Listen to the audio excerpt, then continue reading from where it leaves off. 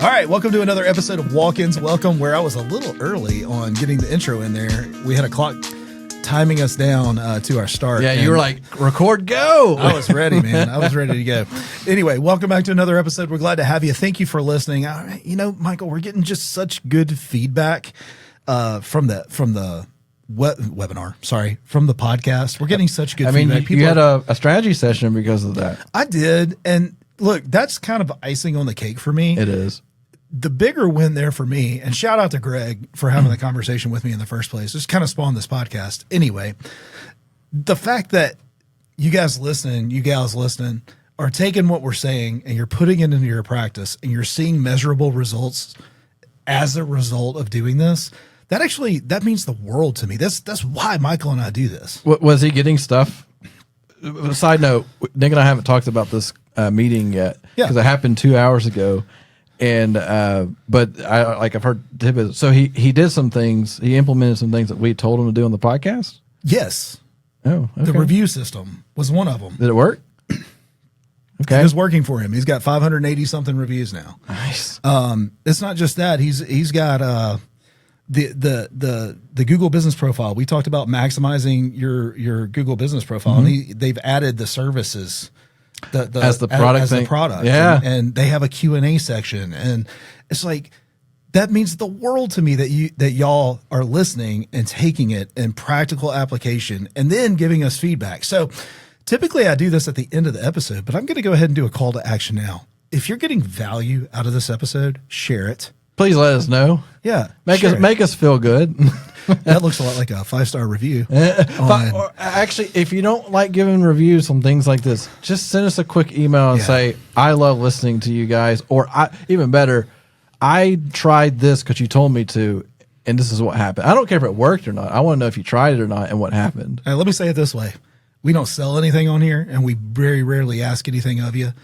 It would be a gift to us if you would share this episode and rate this episode. Yeah, absolutely. And it's super easy, especially if you're on on an iPhone. It's like tap, you're done, like super easy. But we do appreciate that. And this is our second episode in this Riverside platform. I hope you guys are liking the small change we made here. Right. Also, if you're on, I'm going to do this for you. I'm going to pull you into the camera. You're pulling me in now. Yeah, now you're in the camera. Now it's weird because now I can't see myself but I don't need to see myself. Anyway, it's not about you. So Nick is never happy with the camera angle. Never. And so it changed today. And then I was adjusting the screen behind us and he's like, no, that's a little too close. It was close, man. I've got a belly and everything. So we have triple Patient Care Marketing Pro logos happening right now. You're getting blasted. And so if you want to look at us and laugh for a second, go to YouTube and check us out. So anyway, that's almost always a Walk-Ins Welcome logo, which is probably what it should be. Oh, you're right. Yeah, we have the wrong logo up. Anyway, nonetheless, here's the thing. Michael and Hannah put together a great episode for you today that we're not going to do. All right. That'll be next time. But it goes back to the original thing. Y'all are listening to the podcast. You're putting things into practice. And I wound up having a call with Greg. And I'm not going to go into the details of his business. I'm not going to tell you what his urgent care is or anything like that. But it is an urgent care. But I had a moment where it just clicked. You listening to this podcast, you are a business owner first. You're a business owner first. Yeah. Right. And it was refreshing. I'm always hearing like, how can we better serve our clients or, how can we make the process smoother? And we talk about all of those things on this podcast, but you have a duty to turn a profit. You are a retail business. Your product is your service. Your service is serving your patients. But at the end of the day, you have to turn in paperwork for running your employees. Mm-hmm. You have to pay taxes. You have to pay payroll taxes. Benefits. Benefits. That's that side of it. You have to pay for overhead. You have a building and a space. He was talking about how he purchased his space, right? Oh, wow. Okay, great. That's pretty rare. Most people lease it, right? Yep. So he's got this mentality of a business owner. I'm all in. I'm here. I'm buying the building. I'm staying. And I'm going to make it work. And I'm going to compete. And I'm going to do this. Yeah, I've heard that too on the medical side. A lot of medical businesses are long-term. They don't want to move. Even if they're in like a 10-year lease, they have no plans of moving half the time. That's right. That's right. So I got to thinking about that. I got super motivated on the way. I was coming back from a meeting, driving over here to start this podcast with you. And I'm like, I know we're supposed to be talking about websites today. And I love talking about websites. But I want to talk to the business owners that's listening right now that happens to be in urgent care, that happens to be a medical practice, right? What are your pain points? What are the things that are keeping you up at night? I can tell you for Greg, it was going from 32 to 40 patients a day.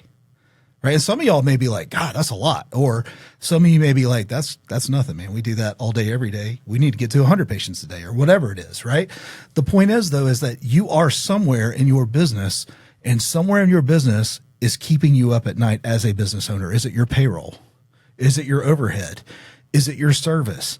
Is it the employee that left, unannounced and just quit on you? Hey, I know all about that.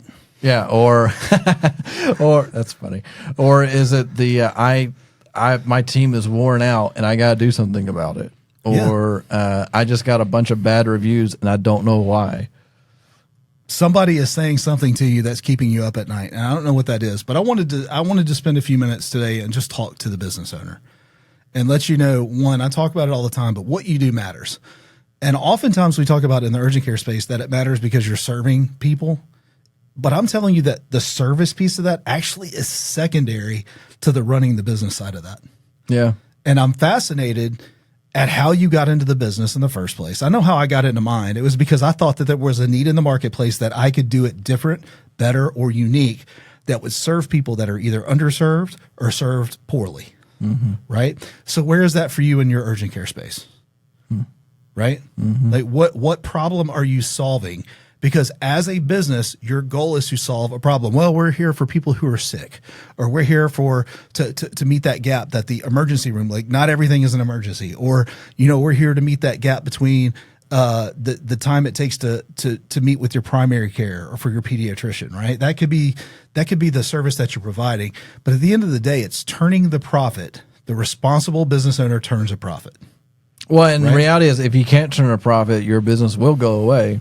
Right. At some point, you can't keep funding it from somewhere else. There are those rare cases, but the reality is, if you can't make, what was the book, the Profit First book? Profit First. Yeah. Yep. I wish I could think of the guy's name, but it's a good book. But anyway, so it's that mentality. If you can't take care of your business first, it really doesn't matter what you do. That's right. Because at the end of the day, the services don't exist if the people don't exist because the business doesn't exist anymore. Right. And I think people it's always that time where, yes, I think I heard it for those who like or dislike Dave Ramsey, but it was one of those, as he had popped up on my TikTok, and they was talking about how this person, it was a optometrist or it was very interesting. And she's like, I don't like that I'm charging so much for what I do. Yeah. And he was like, if you don't do that, you're not going to be able to, you can't give away your services because you would go broke and your business wouldn't exist. He's like, we have millions of dollars in this Ramsey Solution stuff, but if we gave away everything, we would be gone and we couldn't serve the people anymore. And I think people forget that profit isn't greed. Profit is that gives you movability, allows you to keep moving. It also allows you to sow into those things for an underserved community. Yeah, that optometrist was talking about. It gives you opportunity to do help the ones that need help. But if you don't make money in the first place, it really doesn't matter because all of a sudden you're on the other end of that. It just, yeah. So I named this podcast Business First, Service Second, right? As a business owner, I'm talking to the business owner. I'm talking to the doctor that owns the clinic. I'm talking to the person that isn't a doctor at all that owns the clinic. You know what I'm talking about? The investor, the business owner. So if business is first and service is second, and service is the reason people do business with me, how does that work exactly? Well, first of all, you need to understand that we already talked about you have to turn a profit. But the first obligation that you have is to the business, not to the patient. Right. Because if you don't take care of your business, you won't have any patients. Okay. Or, so what do I mean by that? Or you'll have patients that don't have any, that can't be taken care of. That's right. Exactly. So I want to talk a little bit about that. You have a responsibility to make sure that you are managing your numbers, and your numbers should have profit built into them. Okay. And talking about managing numbers, and it's confidence in those numbers. That's right. And because you can't make decisions if you have bad data in front of you. My mentor likes to say what you track grows and what grows changes. My mentor is Josh Nelson. He owns Seven Figure Agency and another digital marketing agency. But the reason I bring that up is because are you tracking every bit of your data? Not just the profit, but how many patients are you getting a day? What services are you providing regularly?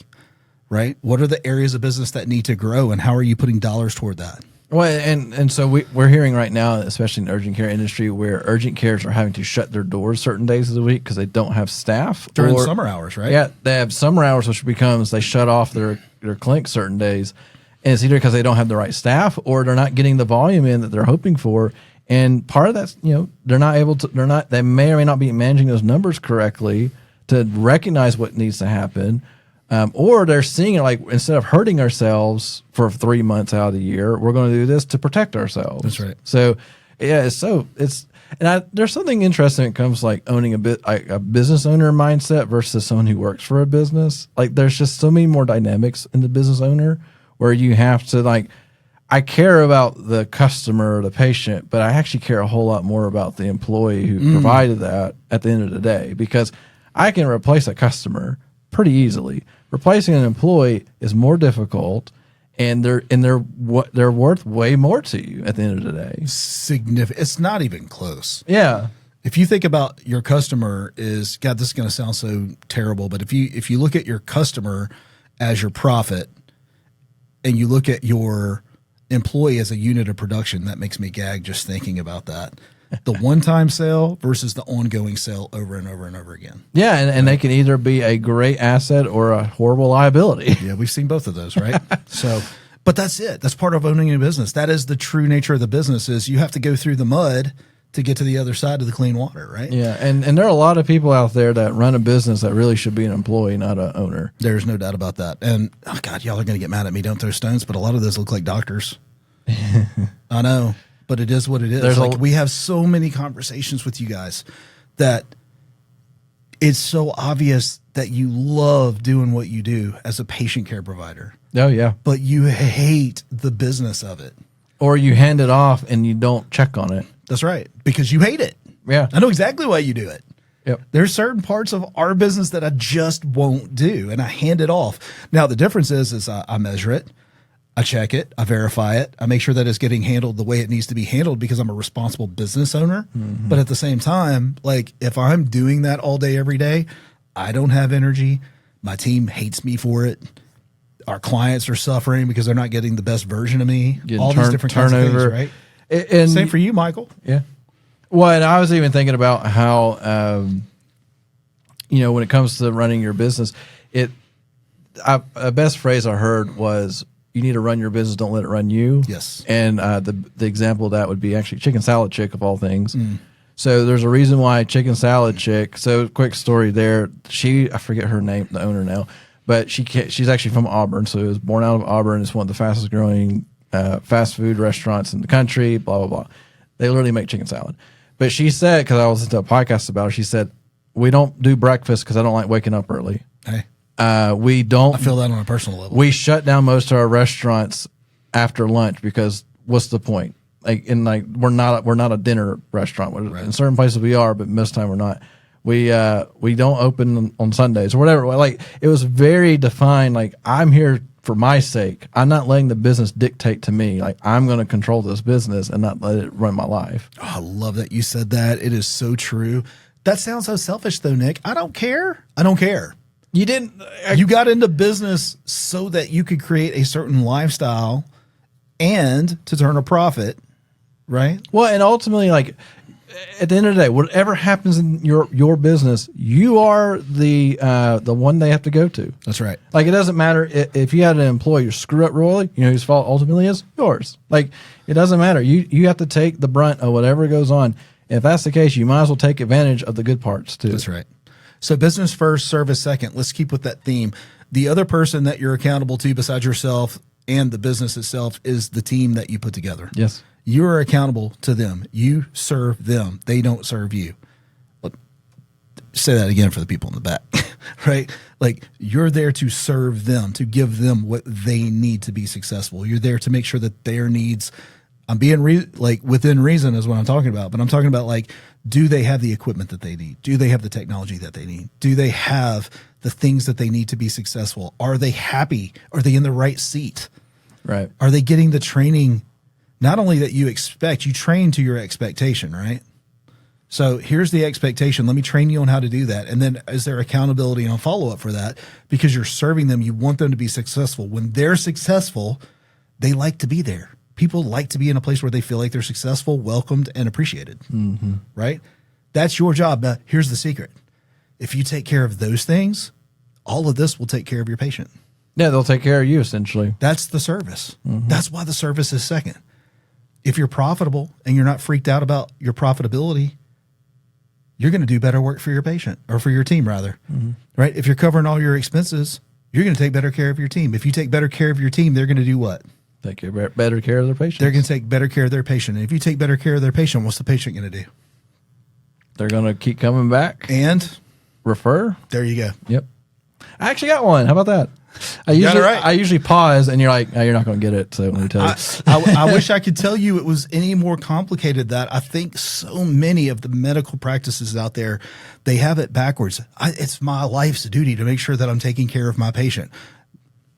Not unless you're a hospital. I'm about to say, if you're part of a hospital, you are in the system. Yeah, you're a system. And in the hospital, and then here's the thing, like here's the stigma with hospitals, right? Oh, hospitals are just money making machines, and they don't care at all. Don't they lose money? I'm about to say hospitals, like, granted, I think there's definitely we have a broken system with insurance and how much things cost, Right. quotation marks, like they're kind of just made up numbers sometimes, it feels like.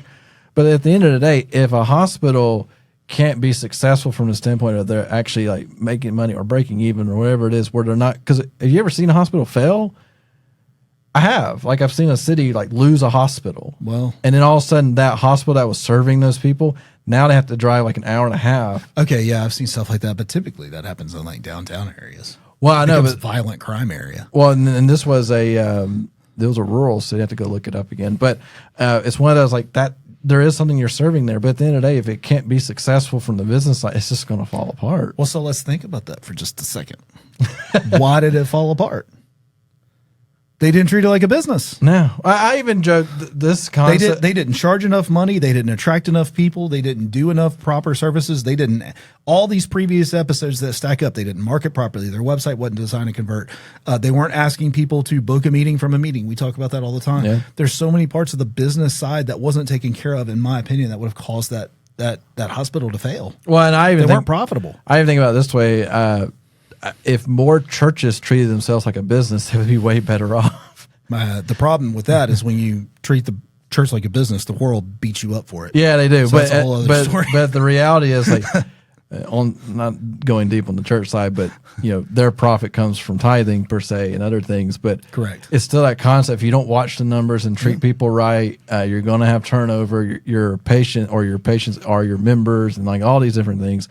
But at the end of the day, the reality is if you can't keep that foundation correct and keep an eye on it, it doesn't matter. It just doesn't.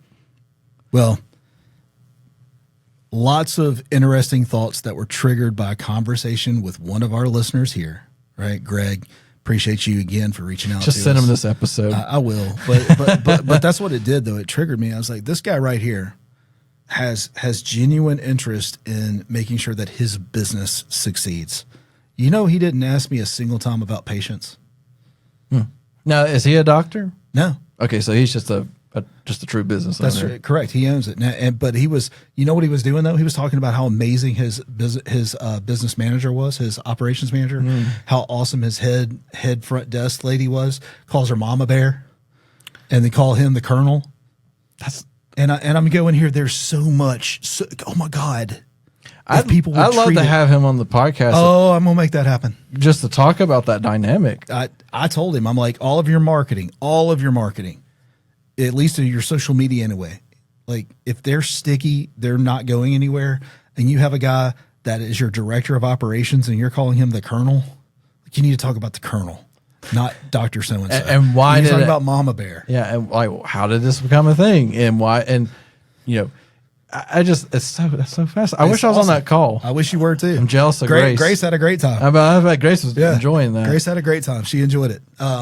But listen, it did. It stirred something up. A little passion just because I'm a business owner as well. And I'm going, If you don't handle your business is going to spit you out. Oh, it hard too. It will chew you up and spit you out. Well- and I don't care how much your heart is into taking care of your patients. Listen, these guys around here can tell you I'm passionate about taking amazing care of our clients, but I'm more focused on taking amazing care of my team. Yeah, you can get rid of a client with one email and just move on. Speaking of which, they can do the same. Just to be clear about that. They do that all the time.